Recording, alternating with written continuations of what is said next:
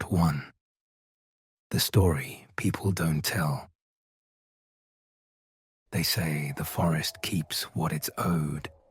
Not the pretty paths with trail maps and bathrooms, the other forest, where the ground goes soft and black and the trees grow too close together, shouldering out the light. Where the fire rings are scarred and the bulletin boards are stabbed with rusty thumbtacks no one remembers pushing in. That forest. The one that hums. We came in just before dusk, because that's when fools walk. I was with my brother Noah and his girlfriend, Lena. We had 3 backpacks, a cheap tent, and the belief that whatever stalks the dark belongs to other people's stories.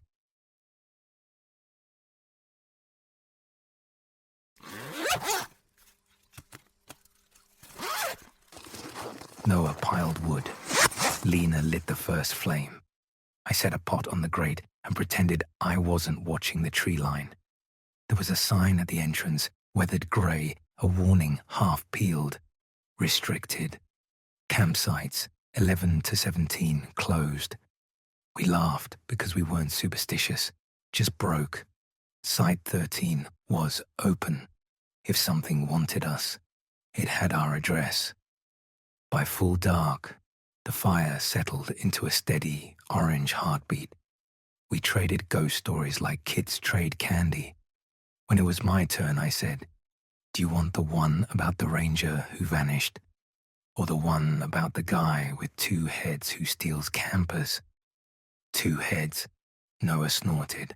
"What is this, a carnival?" Lena didn't laugh. "Say it anyway." "There's a thing in these woods," I said, staring past them at the tent where our shadows shook like hooked fish. 2 mouths on one body. One mouth is patient, the other is hungry. People hear it whispering from 2 places at once. If you run, it's already behind you.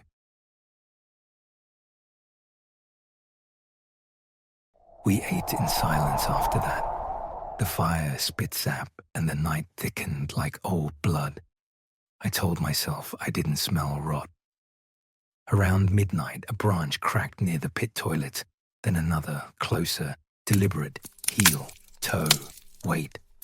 Lena's hand found mine. Noah grabbed the hatchet we'd used to split wood. "Bear," he mouthed. I shook my head. Bears don't walk like they're savoring the moment. The sound stopped. Something exhaled, long and damp behind the tent. Noah raised the hatchet and stepped around the canvas. I whispered his name, but the night swallowed it. The fire gave one last pop and went low, as if trying not to be seen. When Noah screamed, it came strangled, as if the sound had to fight past a hand. I ran. The beam of my flashlight shook across bark, found nothing, tore away, found footprints, half human, half wrong. Each print split down the center like 2 feet trying to wear the same skin.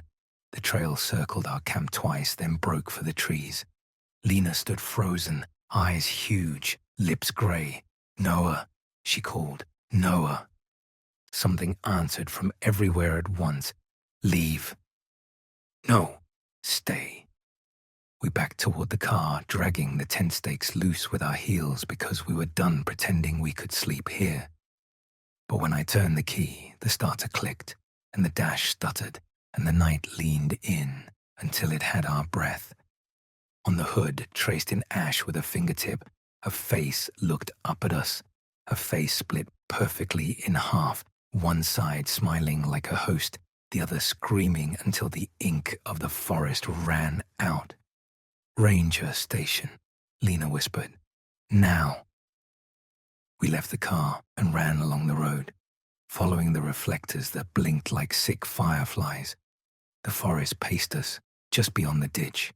I could feel it arranging the night, fixing it like a table before guests arrive. The station lights were out. Inside, papers lay scattered and a coffee mug had grown a skin of dust. On the bulletin board, missing posters. Half of them were sun-faded. The newest was last week. Then, through the dark glass of the door, My own face looked back at me, except not my face. It was the carved face from the hood, grafted onto my reflection, mouth tearing wide as if someone inside the mirror was trying to crawl out. The lights banged on, and there, sitting at the dispatch desk with a radio mic in his hand like he'd been talking to us for hours, was a park ranger in a faded green shirt. He looked up slowly, as if his neck hurt. "Evening," he said. "You the ones from Site 13. You were expected." He smiled, but his smile didn't reach his eyes, because there were two of them. Two sets of eyes, stacked wrong above one another, watching us from the same face.